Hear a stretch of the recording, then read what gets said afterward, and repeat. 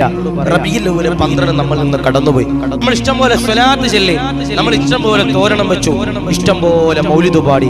ഞാൻ നിങ്ങളോട് ചോദിക്കാം, ആ പ്രവാചകന്റെ ജീവിതത്തിലെ ഒരു ചര്യയെങ്കിലും അൽഹംദുലില്ലാഹ് ഈ റബീഉൽ അവ്വലിൽ ഞാൻ നിങ്ങളും എന്റെ പ്രിയപ്പെട്ടവരെ കൊണ്ടുവന്നിട്ടുണ്ടോ? ഈ റബീഉൽ അവ്വലിൽ ഞാൻ നിങ്ങളോട് സ്നേഹത്തിൽ ചോദിക്കാം, ചേലക്കോടുകാരോട് ചോദിക്കാം, ഞാൻ എന്റെ സ്വന്തം ശരീരത്തോട് ചോദിക്കാം.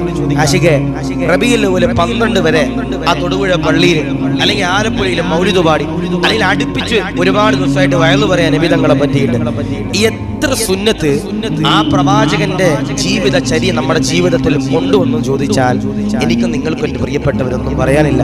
അള്ളാഹു കാത്തിരിക്കട്ടെ, അള്ളാഹു ഈമാൻ നൽകുമാറാവട്ടെ.